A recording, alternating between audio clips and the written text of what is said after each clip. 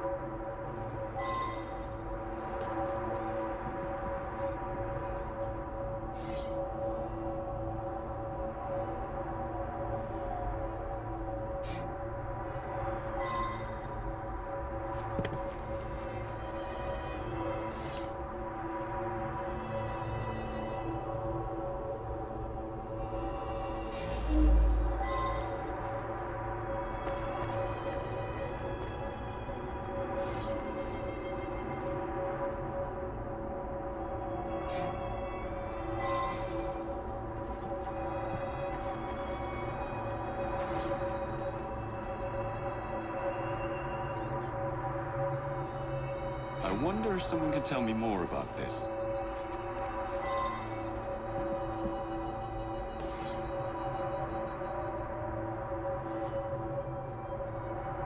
I wonder if someone could tell me more about this.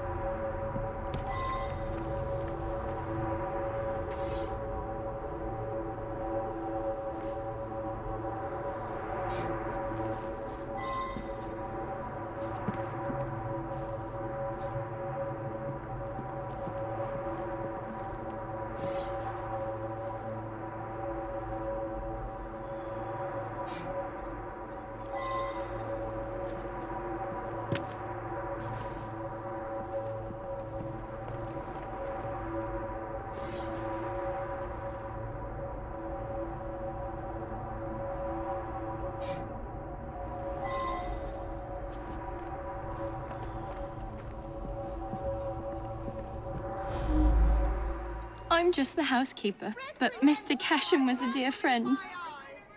Each morning I bring him his coffee. Today his door was locked shut. My husband is the caretaker. We live downstairs. We have the keys to all the apartments, so after knocking, I became concerned and let myself in and found him like this. The lights weren't working. My husband didn't want to waste any candles, so we retired early.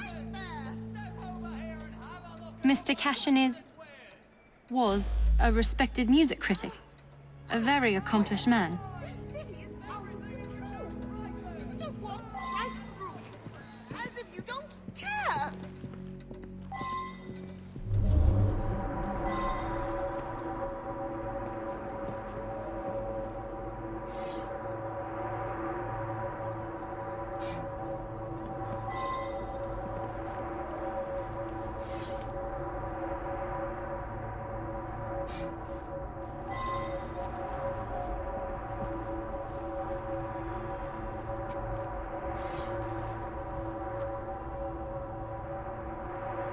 I believe I should reinterrogate a suspect.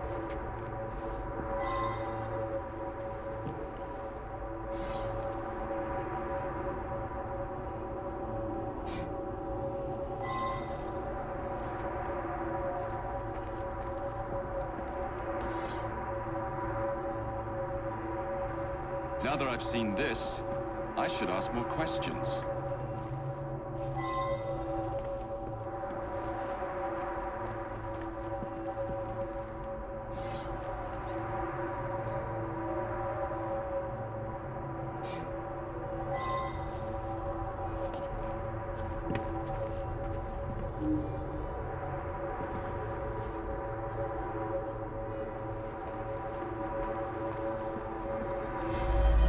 Mr. Cashin is dead? I just saw him yesterday. He looked in the peak of health. If you ask me, he paid a bit too much attention to the caretaker's wife. Scandalous, really. They must have seen each other nearly every day. Last night, I was knitting in that chair. Then I felt quite sickly and opened the window to clear my head. I certainly didn't hear anything. When the lights quit working yesterday, that sweet Mr. Golden handed out candles to everyone. He's such a nice man.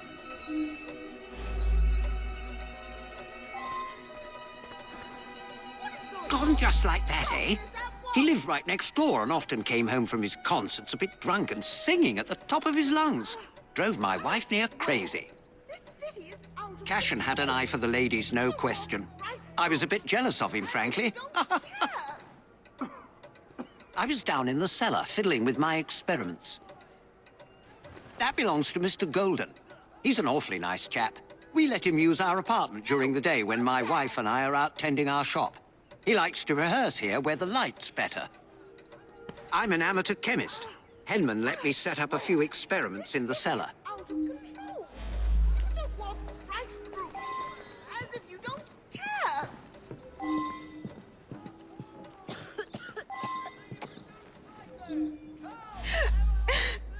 It's true. I loved him. He was the best thing that ever happened to me. I swear, this city is out of control. You just walk right through, as if you don't care.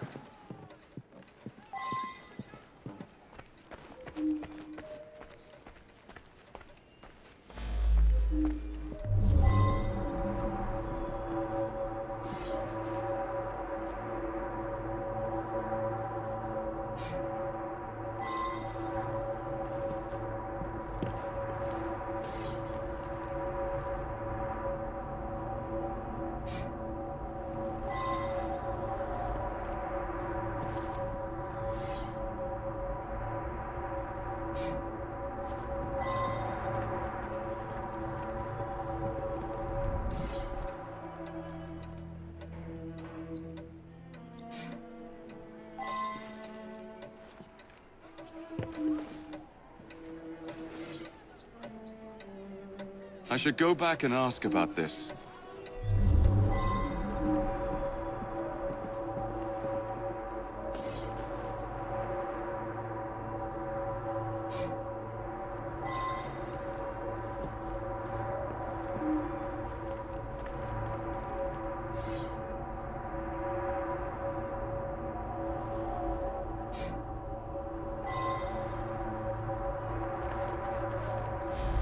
I worked very late.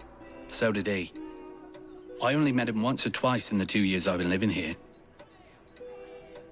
I was out giving a benefit recital for unemployed musicians. Several dozen people can attest to my whereabouts. I use them to create an ambience when I hold private recitals.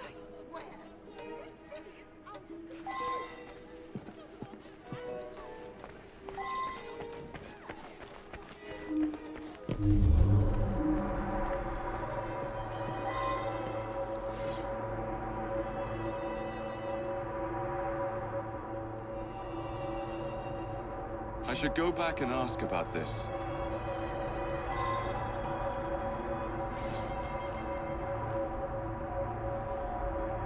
Well now, I didn't ask about this.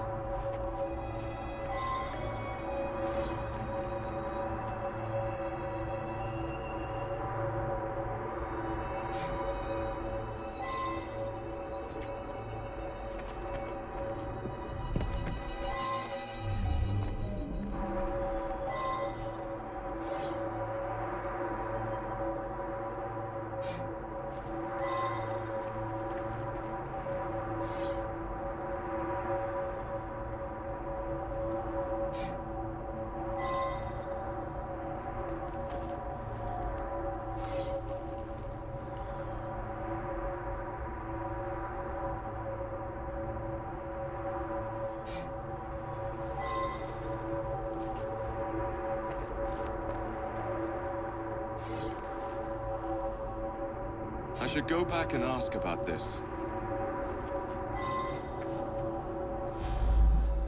Mr. Cashin's dead? Difficult to believe. He led a quiet life. Out at concerts most nights, shut up in his room writing the rest of the time. He must have been a lonely man. My wife felt sorry for him and helped him as often as she could.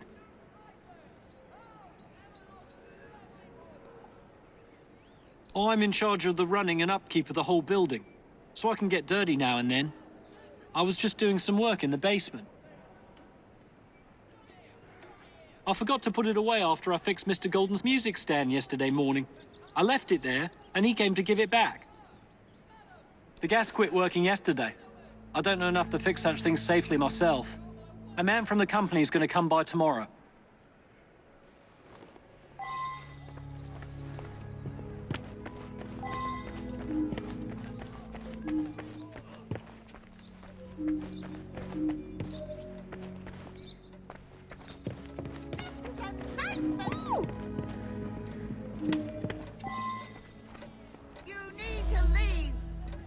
Ah, yes, be careful with that. It can be dangerous. It reacts badly with heat. Get out of here!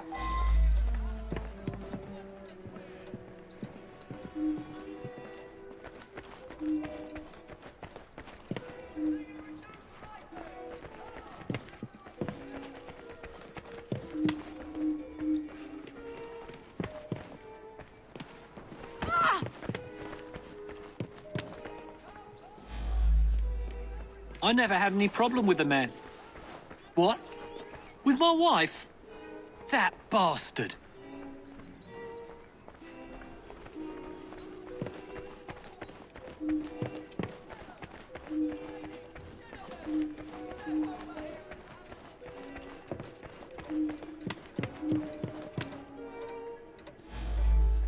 I was down in the cellar, fiddling with my experiments. In any case, why on earth would I want to kill that old sod?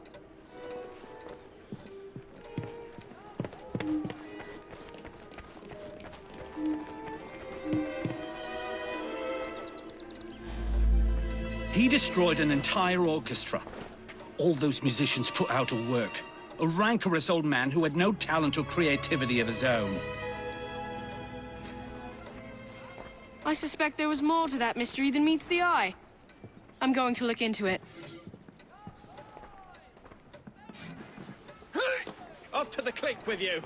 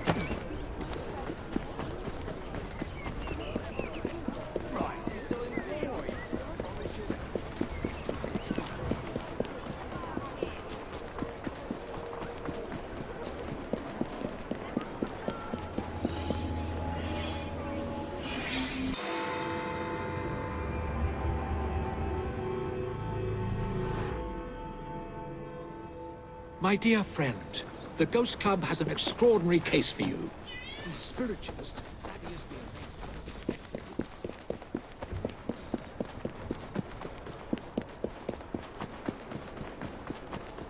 First, I shall reveal. We have a visitor. Approach, please. What is Goodness, happening the here? lights! Help! Not yet! Ah! Someone, light the lamps! Oh, he's actually dead.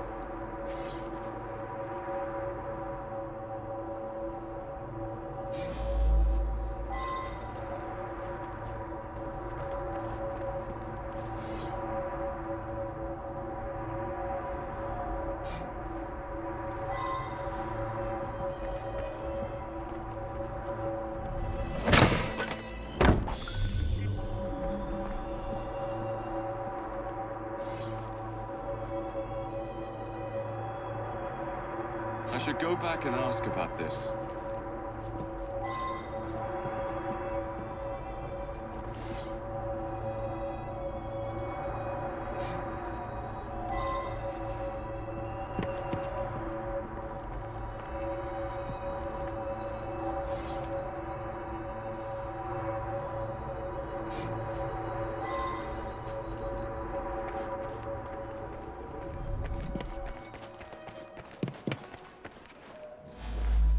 Nothing but a showman, really.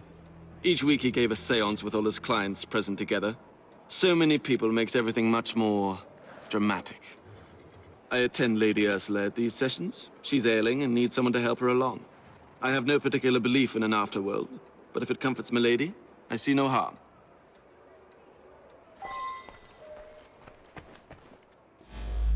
I sought him out after the death of Mittens. I was so hoping to hear from my loved one. I'm convinced Thaddeus could have communicated Mittens' wishes to me. I must know to whom Mittens wishes that I should leave my fortune. And now Thaddeus is lost to us. I shall never know. Mittens is my beloved kitty cat. She was run over by a milk wagon several weeks ago. I've been trying desperately to contact my sweet thing ever since. I'm not well, though, and likely haven't long to live myself. This is so frustrating. I had a simple question, but have had to come back for séance after séance, week after week. Each time Thaddeus divined a partial number from the other side, but never the entire correct number. Today he promised that I would get everything. Thaddeus felt that if I signed some papers, it would demonstrate to my dead father that I had absolute trust in Thaddeus.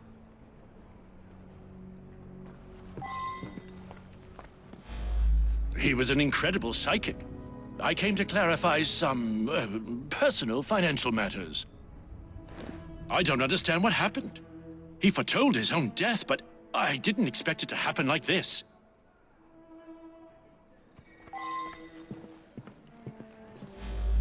I have no doubt that his powers were genuine.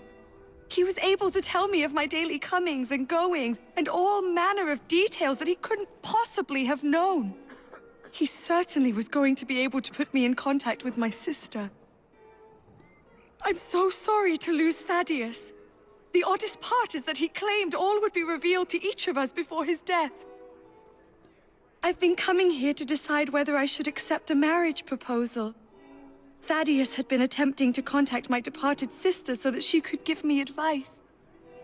Thaddeus was a kind man who sincerely wanted me to make the best choice. Now what am I to do?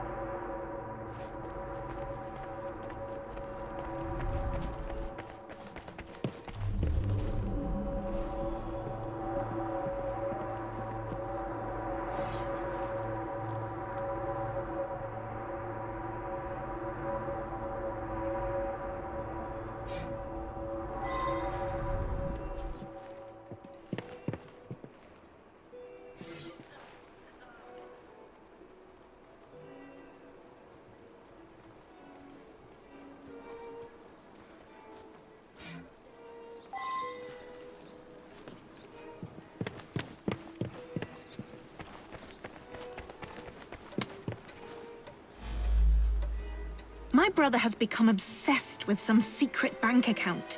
He inherited almost all of my father's fortune, as well he should as the male heir. But some was locked in a secret account. I think it unlikely that it should be a significant amount.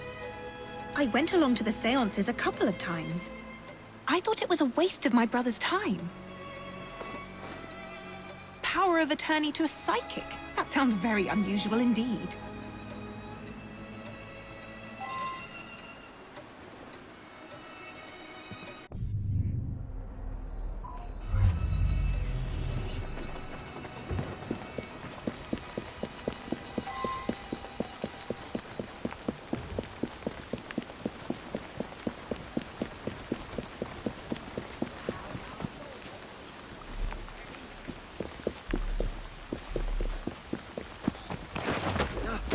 Get out of here. This ain't my business.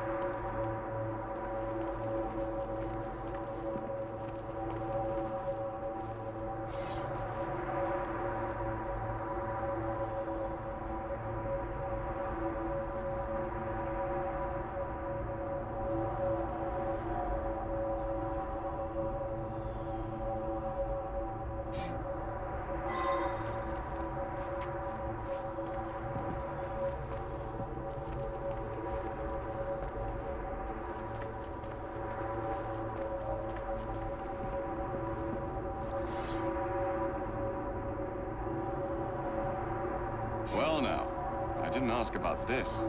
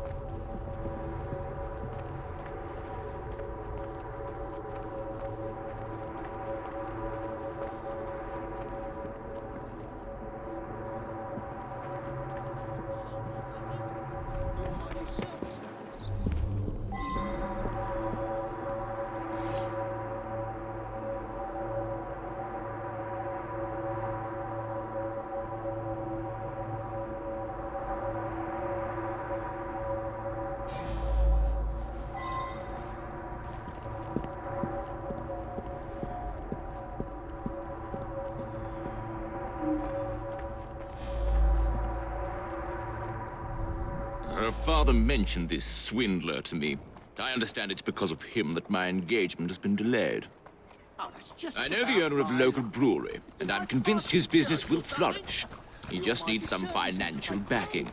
Now Janice is free to be married at last. I'll invest my dowry in the brewery and make a fortune.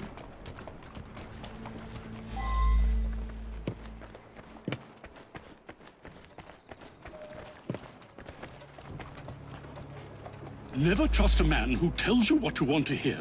He's after something. Taking advantage of my daughter's love for her departed sister. With that charlatan gone, things can get back to normal. My daughter's engagement to Everett Boyd can be announced at last. Janice's elder sister was strong-willed. Janice always followed her lead. That's why it's so sad that she asks her advice, even in death. Time for Janice to think for herself. I know what's best for her. A girl Janice's age should be married. Everett is a very sensible young man from a good family. He'll be very successful, I'm sure of it.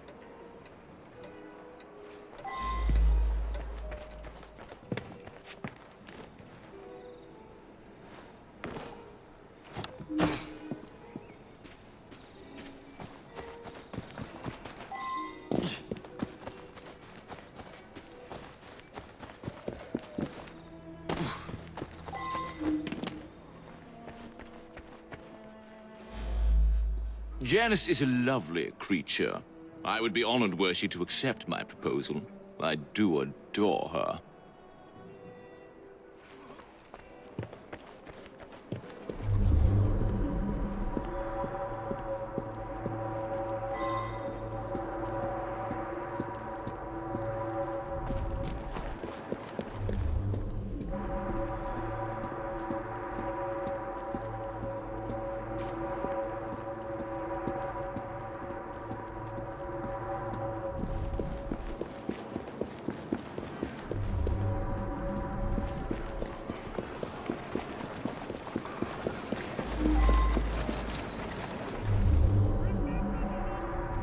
That's me.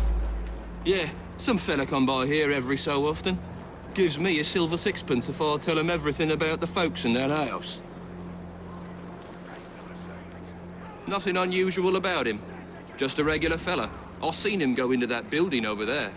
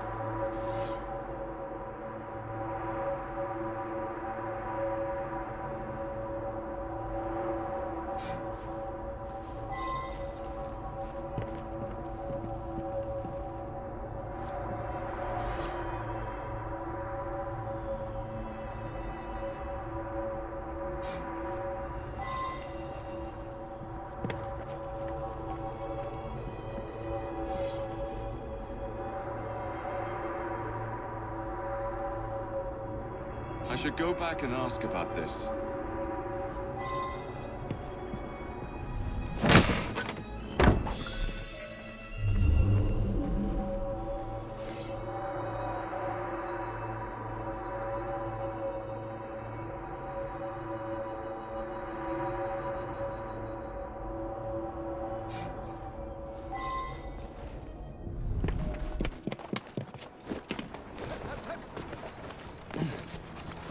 never did play on the right side, did ya?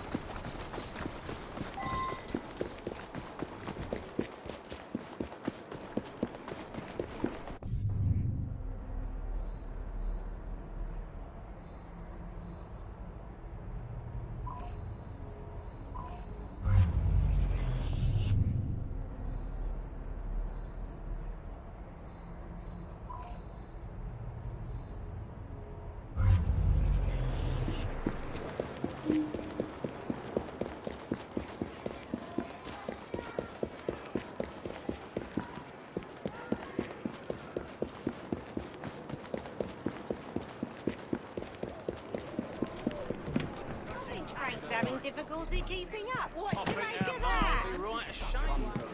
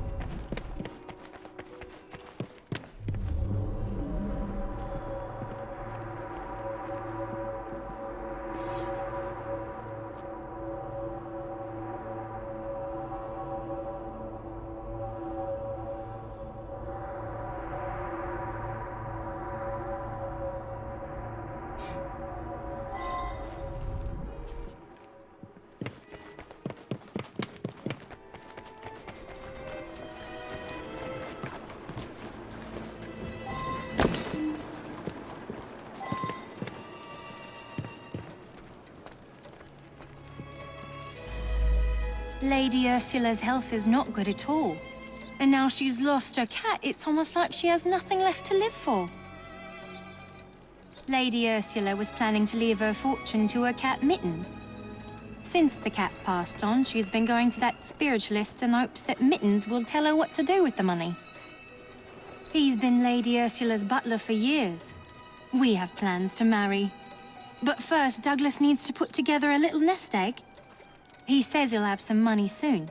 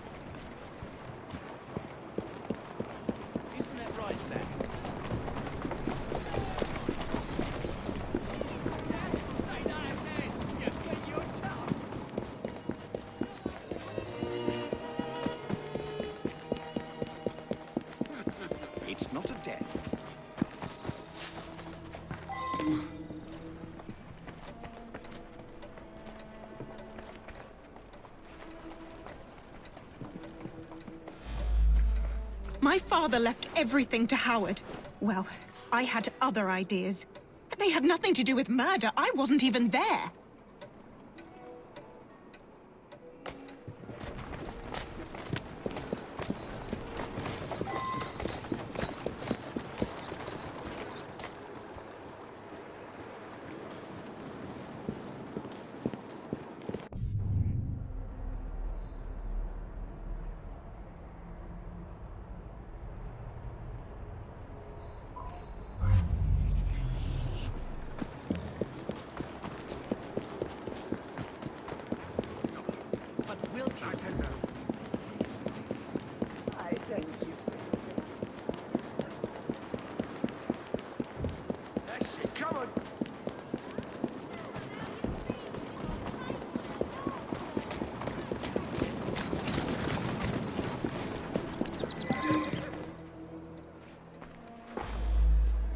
You think someone paid Thaddeus to tell my lady that a cat wanted them to inherit? Well, that would be quite a clever scheme indeed.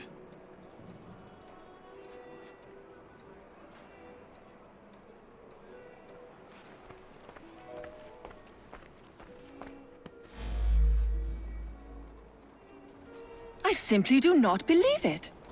And if you're implying that my butler was paying Thaddeus, I must ask you, why would a great psychic do the bidding of a common butler? Hmm?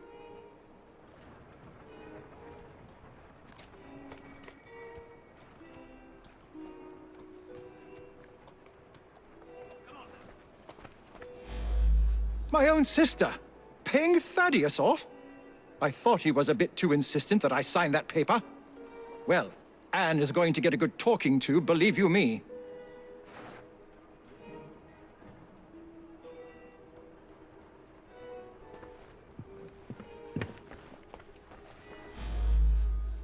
Good Lord, you found the office? I admit it, then. Thaddeus and I traveled the world, bamboozling the gullible and then exposing the swindle. But his death was meant to be a fake. I have no reason to want Thaddeus dead. Quite the contrary.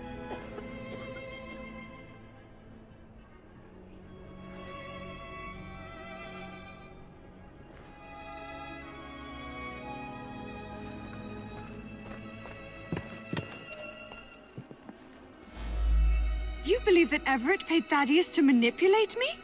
It cannot be true. Thaddeus knew all of my comings and goings. He genuinely could communicate with the world beyond.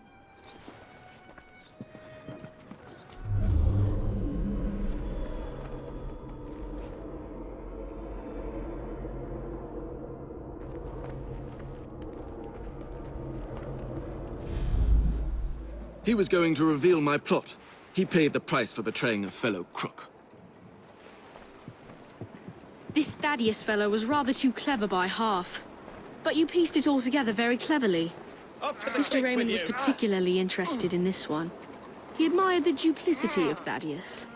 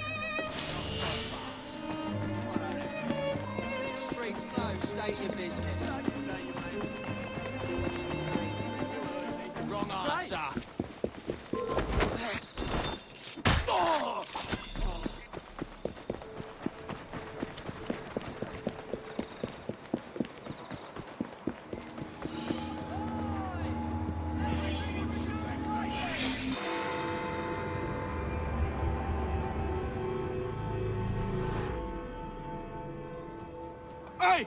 Someone help! Some trap found something down there! Looks like foul play!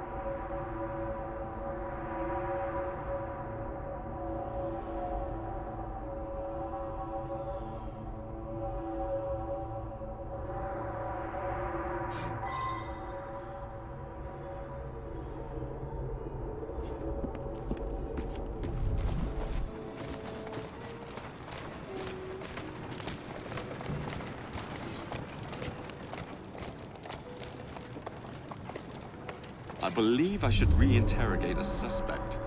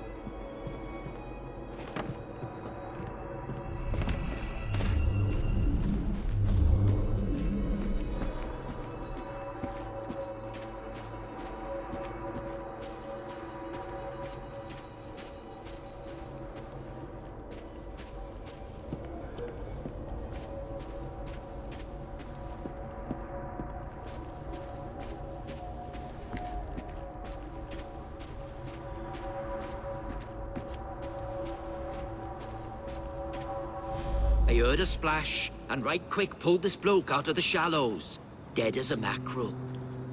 I live there now, if you can call it living. I lost my job, didn't I?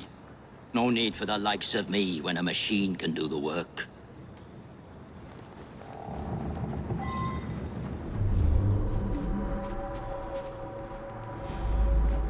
A nice warm coat like that on a dead man? What do you expect? I snatched it before somebody else came along to nick it. Like you.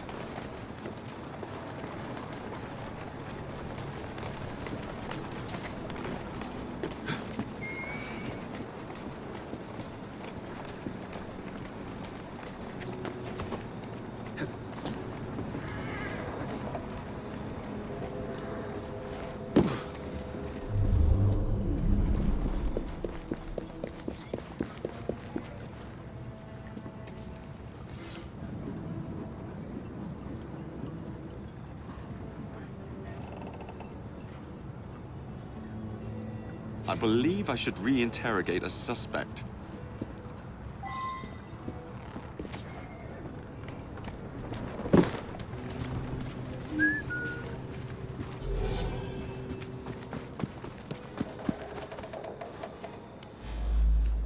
The midnight train? That must be the 616. Stops in the station down the road. If you hurry, it might still be there.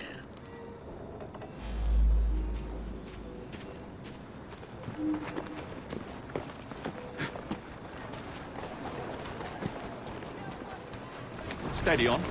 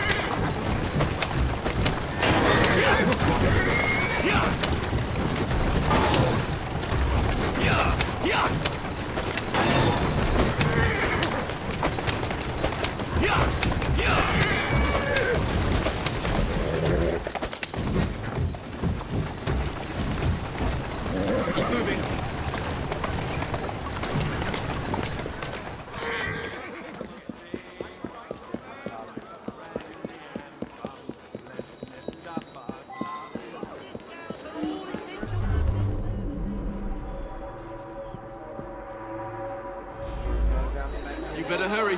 It's leaving right now.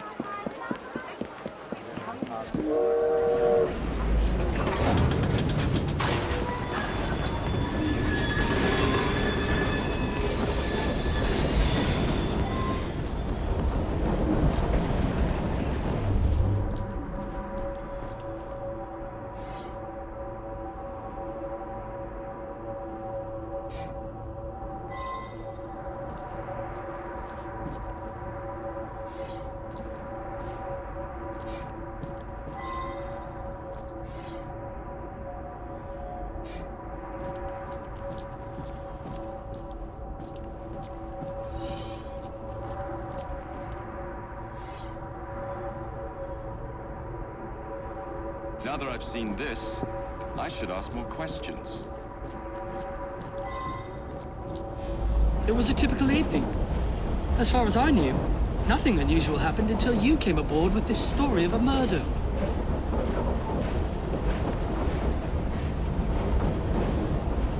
I was tidying up in the passenger car.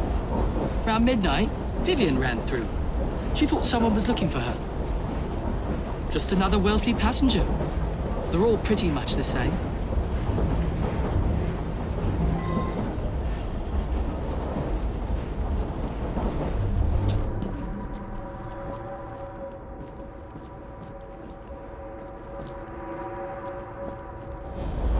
Nothing unusual. A couple of passengers came in and had a sort of business meeting. One of them was buying a lot of drinks for the other, and then they started to argue. But Vivian went over and joshed them out of it. Well, it's a noisy train. Plenty of passengers have trouble getting to sleep, so I keep sedative here behind the bar, yeah?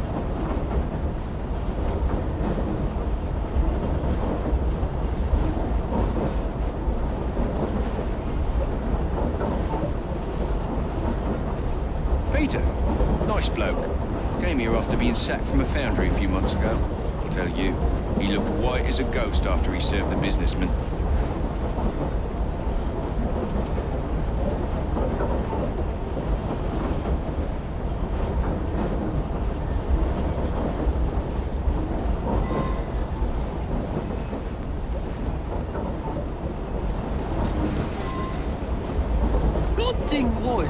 Some noises on the roof woke me up briefly. You say someone was thrown from up there? You have to be a very strong fella to drag someone up onto the roof. Killian was on this train. Cool. I used to work in his foundry. I never even seen him. None of us workers ever knew what he looked like. Vivian had another of her dupes in her compartment by then. After that, I remember people going past me from time to time, but I was half asleep. Peter worked with me at the foundry. He's a very strong bloke. I got my arm mangled in one of the damn machines they put in. Then Killian sacked the old crew. Peter, he helped me get hired as train staff.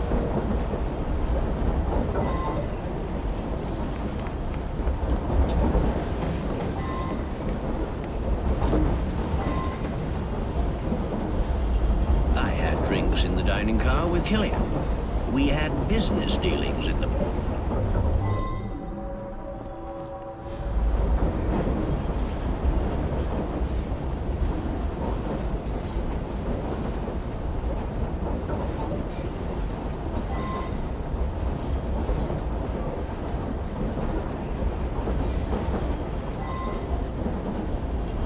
I felt unusually tired and came back here to get some sleep.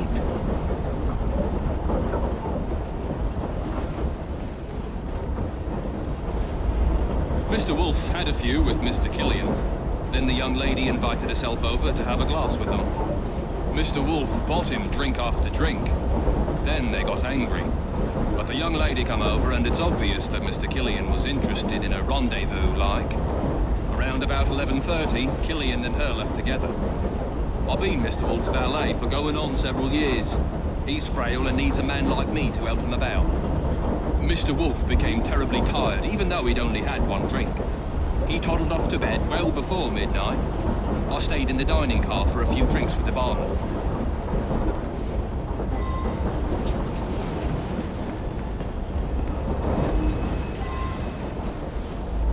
Nothing unusual at all. I had a drink with some gents and then retired to my sleeper. The rich fella, I did talk with him. Very charming. But a single woman has to be careful, you know. Did something happen to him?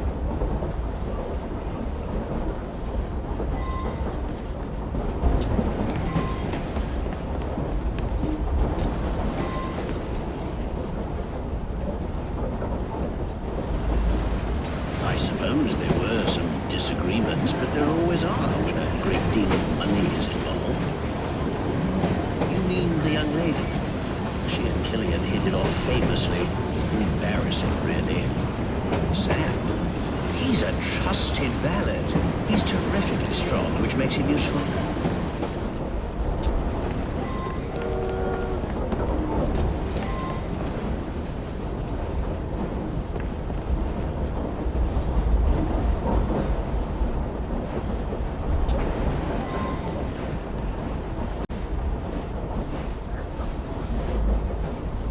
She rides the train often.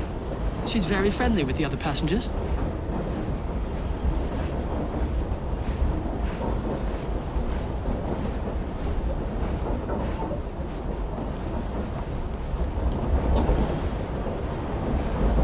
She's a frequent passenger, that one.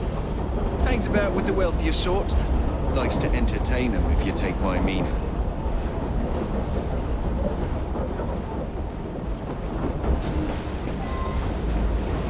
One clever little minx. She and the barman got a little scam going. I think everyone on the staff knows about it.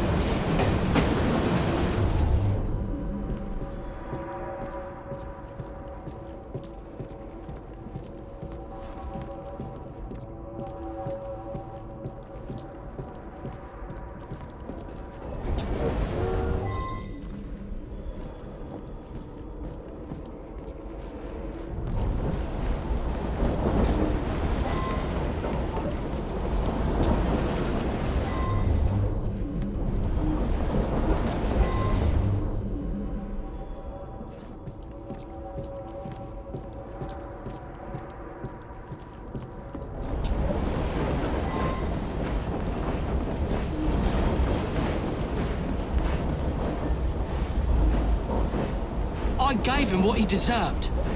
The man was heartless.